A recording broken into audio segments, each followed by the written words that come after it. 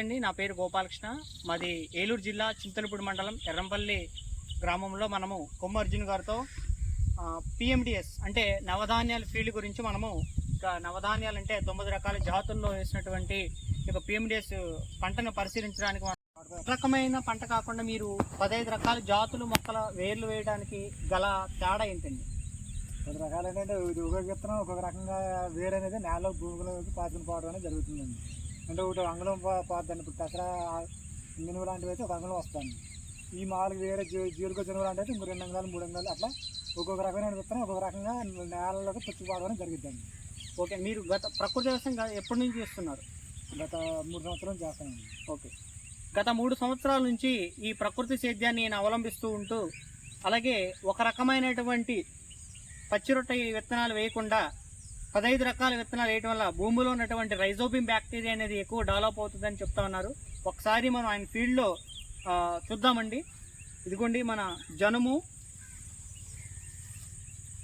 మొక్క, అలాగే జీలుగా, అలాగే అలసంద, ఇట్లా చూసుకుంటే అలాగే గోంగూర, మినుము, పెసర, పిల్లి పెసర, ఇటువంటి మొక్కలన్నీ కూడా ఇందులో మనం ఇక్కడ పరిశీలిస్తున్నాం. కొంచెం వీడియో చూద్దామండి.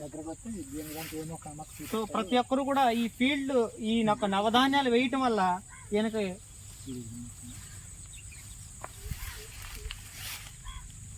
చక్కగా చాలా పుష్పించే దశలో 2-3 రోజుల్లో దీన్ని భూమిలో నేలలో కలిగి చేస్తారని చెప్పేసి చెప్తా ఉన్నారు.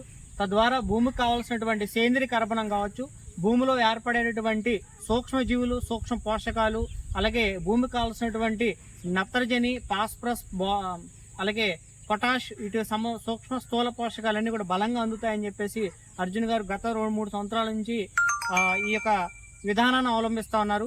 పంటకు ముందు ఏదైతే ప్రధాన పంట వేసేటువంటి ముందుగానే దీన్ని పిఎండిఎస్ గా పిలుచుకుంటా ఉంటారు. ప్రీ మాన్సూన్ డ్రై సోయింగ్ గా దీన్ని పిలుస్తూ ఉంటారు. ఈ యొక్క పిఎండిఎస్ అంటే 10 నుంచి 18 రకాల వరకు విత్తనాలు దీనిలో సేకరించుకొని పప్పు ధాన్యాలు, తృణధాన్యాలు, సుగంధ జాతి, అలాగే కూరగాయలు, తీగ జాతి, ఇట్లా 15 రకాల జాతులు కలిపి దీంట్లో భూమిలో వేసినప్పుడు ఆ యొక్క విత్తనంలో ఉన్నటువంటి ఇక వేరు వ్యవస్థలో ఉన్నటువంటి రైజోబియం బ్యాక్టీరియా, ఇక వేరు వ్యవస్థలో ఉన్నటువంటి బుడిపిల్లలు రైజోబియం బ్యాక్టీరియా అనేది తయారవుతుంది. ఇది భూమిలో ఎప్పుడైతే కలుపుతామో తద్వారా భూమికి కావాల్సినటువంటి ప్రధాన పంటకు కావాల్సిన పోషకాలన్నీ కూడా ఈ యొక్క నవధాన్యాల నుంచి అందుతాయని చెప్పేసి శాస్త్రజ్ఞులు, సైంటిస్టులు, చాలా మంది రైతు శాస్త్రవేత్తలు కూడా తమ యొక్క అనుభవాలను తెలియజేస్తున్నారు. ప్రతి ఒక్కరూ కూడా యొక్క ఏకరూపమైనటువంటి పచ్చిరొట్ట కాకుండా 15 రకాలు కలిపి మన భూమిలో వేస్తే భూమికి మంచి బలం చేకూర్చొచ్చని చాలా మనం నిరూపించడం జరిగింది. సో రానున్న రోజుల్లో అందరూ కూడాను ఈ యొక్క ప్రకృతి వ్యవసాయానికి అవలంబిస్తూ వాతావరణంలో జరిగే మార్పుల్ని మనమంతా కూడా చేంజెస్ చేయాలని కోరుతూ మీ యువ ప్రకృతి వ్యవసాయ రైతు గోపాలకృష్ణ మరికంటి, ఎర్రంపల్లి అర్జున్ గారితో. Thank you.